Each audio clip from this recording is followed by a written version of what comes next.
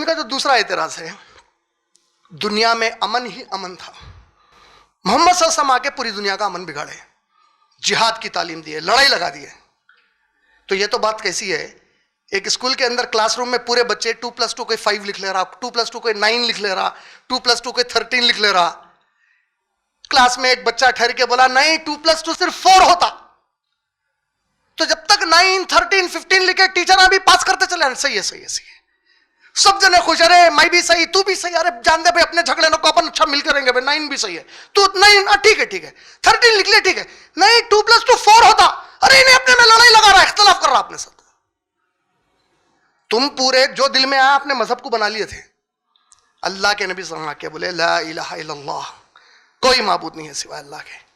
سورہ انبیاء کی آیت نمبر 25، اے نبی آپ سے پہلے کسی رسول کو ہم نے نہیں بھیجا مگر یہی اعلان کیا کہ کوئی معبود نہیں ہے سوائے اللہ کے عبادت کے مستحق، بس اس کی عبادت کرو، اس کے لیے نماز کو قائم کرو. یہی بات یجروید چیپٹر 32 ورس 3 وہی بولتی ہے، نہ تسیہ پرتیما ہستی آف ہم دیر از نو امیج، جو معبود ہے اس کا کوئی عکس نہیں ہوتا، اس کی کوئی تصویر نہیں ہوتی، یہی بولتی یجروید بھی. Bhagavad Gita chapter 7 verse number 20-21 پڑھیے آپ Krishna. Bhagavad Gita chapter 7 verse number 20 and 21 Krishna ji کیا بول رہے ہیں؟ جس کی بدھی کم ہوتی، جس کا دماغ کم ہوتا، وہ اپنی مرضی کے معبودوں کی عبادت کر لیتے، لیکن جس کی عقل اچھی ہوتی انہیں صحیح معبود کی عبادت کرتا. یہی چیز بائبل میں بھی ہے.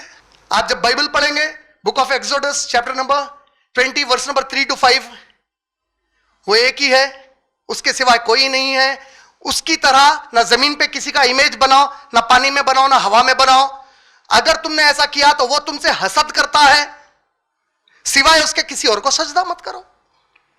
یہی بات جیسس نے کہا، I can of mine own, chapter number 5 verse number 30 Gospel of John, I can of mine own self do nothing. میں اپنے سے کچھ بھی نہیں کر سکتا، جو میں وہی سے سنتا ہوں اس کے مطابق تمہارے بیچ میں فیصلہ کرتا ہوں. میرا فیصلہ صحیح اس لیے ہے کیونکہ میں خود کا فیصلہ نہیں سناتا بلکہ اس کا فیصلہ سناتا ہوں جس نے مجھے بھیجا ہے. یہی بات محمد صلی اللہ علیہ وسلم نے بھی تعلیم دی. لڑائی کہاں؟ کریکٹ کرے تم لوگ جس چیز میں غلط تھے. تم لوگ عورتوں کے ساتھ کیا سلوک کر رہے تھے دنیا میں؟ دیوداسیوں کا کانسیپٹ آج بھی ہے. آپ رپورٹس اٹھا کے پڑھ لیجئے، کس کی؟ National human rights commission of India کی 1999 کی رپورٹ، 2009 کی رپورٹ. دیوداسیوں کا سسٹم آج بھی ہے جہاں پہ کنوارے بچیوں کو ایک دیو کے نام پر چھوڑ دیا جاتا اور اس کے ساتھ بلاತ್ಕಾರ کے کام ہوتے یا اس کو پروسٹیٹیوشن میں ڈھکل دیا جاتا. آج ساری دنیا کے اندر عورتوں کے ساتھ کیا ہو رہا دیکھیے. محمد صلی اللہ علیہ وسلم کے زمانے میں بھی ساری دنیا میں عورتوں کے ساتھ یہ سب سلوک ہو رہا تھا. جس جگہ پر وہ تھے وہاں پر بھی یہی ہو رہا تھا، زندہ بچی کو دفن کر دیتے تھے. اللہ قرآن کے ذریعے سے محمد صلی اللہ علیہ وسلم سے بولنے لگا ہے. سورہ نحل آیت نمبر 58-59 میں کیا بولے؟ اس کے اوپر لعنت ہے جس کو خبر دی گئی کہ اس کے یہاں بیٹی پیدا ہوئی اور وہ اپنے چہرے کو سکیڑ لیا. سورہ تکویر کی آیت نمبر 8 اور 9 میں بولے قیامت میں جب اٹھایا جائے گا اس دن اللہ اس معصوم بچی سے سوال کریں گے جس کو اس کے باپ نے زندہ دفن کر دیا تھا پیدا ہوتے ہی، کس جرم کی وجہ سے تجھے دفنایا گیا. اسی طریقے سے تم یہ اعتراض کر رہے ہیں کہ پیارے نبی محمد صلی اللہ علیہ وسلم عورتوں کے بارے میں صحیح لحاظ نہیں کرتے تھے. تم جانتے ہیں دنیا کا کوئی مذہبی آدمی ایسی تعلیم عورت کو براٹ اپ کرنے کے بارے میں، اس کو پال کے بڑا کرنے کے بارے میں نہیں دیا جو پیارے نبی محمد صلی اللہ علیہ وسلم دیے.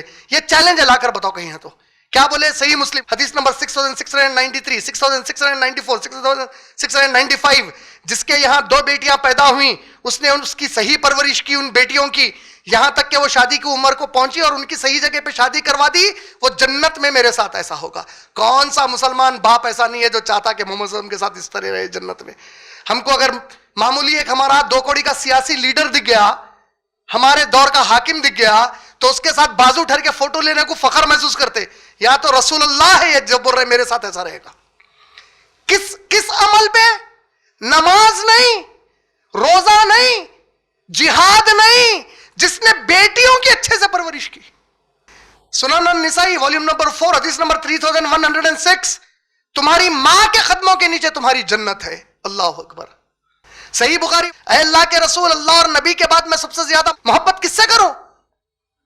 तेरी मां से कर बोले, उसके बाद फिर वालिदा का जिक्र करे, उसके बाद फिर वालिदा का जिक्र 3 बार, चौथी बार बोले बाप, 3 बार मुकाम मोहब्बत का बढ़ा दिए मां औरत का। सही बुखारी वॉल्यूम नंबर 4 हदीस नंबर 3014 से 3016, 3014 3015। सही बुखारी वॉल्यूम नंबर 4, अगर तुम जंग के मैदान में जाओ औरतों और बच्चों को हाथ मत लगाओ। सही बुखारी वॉल्यूम नंबर 1 हदीस नंबर 101, सहाबियात ने कहा या रसूल अल्लाह, हम आपसे इल्म सीखना चाहते हैं, लेकिन जब कभी हम आपके पास आते, हम सहाबा को, मर्द आदमियों को आपके अतराफ देखते और हम आपसे तालीम लेने में थोड़ा शर्मा जाते। अल्लाह के नबी ने कहा आज के बाद से हर जुमेरात सिर्फ सहाबियात के लिए तालीम देने के लिए। इब्ने माजा वॉल्यूम नंबर 1, हर मुसलमान मर्द और औरत पर इल्म का हासिल करना फर्ज है। कुल्लु मुस्लिमिन, औरत को नहीं हटाए, हाफिज कुरान बनना चाह रहे हैं, औरत भी हाफिजा बन सकती, आलिम बनना चाह रहे हैं, औरत भी आलिमा बन सकती। कहां रोके? ये मुकाम मोहम्मद सल्लल्लाहु अलैहि वसल्लम आकर औरतों को दिए, तो इसको लड़ाई बोल रहे हैं। जंग दुनिया की सबसे पुरानी जंग मजहबी एतबार से आज लिखे हुए उसमें जो है वो है महाभारत। कितने साल पुरानी? 4000, 5000, 9000, जितने भी साल पुरानी हो। मोहम्मद सल्लल्लाहु अलैहि वसल्लम के आने से कई हजार साल पहले मजहब के नाम पर जंग हमारे मुल्क में हुई। भगवत गीता, आप जब महाभारत पढ़ेंगे चैप्टर 25 से लेकर चैप्टर 43 तक, ये पूरे चैप्टर्स 18 चैप्टर्स भगवत गीता कहलाते हैं। महाभारत के 18 चैप्टर्स का नाम भगवत गीता है। भगवत गीता में chapter 2 verse number 31, chapter 2 verse number 37, Krishna ji बोल रहे हैं, ऐ क्षत्रिया, तुम लोग बड़े खुशकिस्मत हो जिसको बार बार अपनी जिंदगी में मजहब के लिए लड़ाई लड़ने का मौका मिलता है। कृष्ण जी बोल रहे हैं भगवत गीता में, वही चैप्टर 2 वर्स 37 और 37 पढ़ेंगे, 31 और 37 पढ़ेंगे। क्या फरमा रहे हैं? ऐ क्षत्रिया, मजहब के लिए लड़ने से बेहतर इस जमीन पर कोई दूसरा काम नहीं है, और इस बात के लिए तुम लोग हरगिज किसी से शर्मिंदा मत हो। वेद शास्त्र पढ़ लो आप, Rigveda book number 1 him number 9 verse number 1 to 5, Rigveda book number 1 him number 29 verse number 7, Rigveda book number 6 him number 1 verse number 4। आप Yajurveda chapter number 13 verse number 13, अपने दुश्मनों को जला दो। Yajurveda chapter number 13 verse number 12, अपने दुश्मनों का कत्ल कर दो। ये जंग मजहब के नाम पे तो हर जगह थी।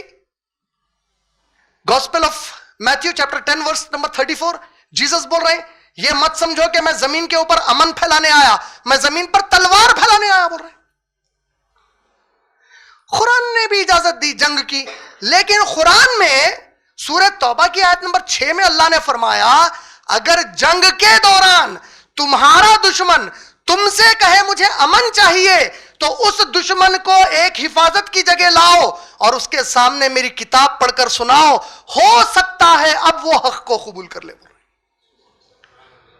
मैं अमेरिकन आर्मी को फोर्ट नॉक्स में, अमेरिका की फौज को मेरा लेक्चर हो रहा था जिहाद के ऊपर। मैं उनसे पूछा, अगर आप लोग अफगानिस्तान को जब जा रहे हैं, यहां से उसामा बिन लादेन आपके सामने आ जाए, आपके भाई को मार दे, उधर 1-4 औरतों को आपके खानदान के मार दे, आपको 1-2 को गोली मार दे, अब उसके बाद आपसे बोले मेरे को अमन चाहिए, क्या करते? मार देते। बोले मैं बोला मेरा जिहाद इस्लाम का मेरे को सिखाता, मैं ये हरकत नहीं कर सकता। अगर कोई अमन मांगा, दुश्मन में मारा, अल्लाह की नजर में मैं कातिल हूं, मैं मुजाहिद नहीं हूं। अब इसके बाद मैं कातिल हो गया। कत्ल की सजा कैसे कत्ल की? सूरह माइदा आयत नंबर 32, जिसने एक मासूम का कत्ल किया उसने सारी इंसानियत का कत्ल किया।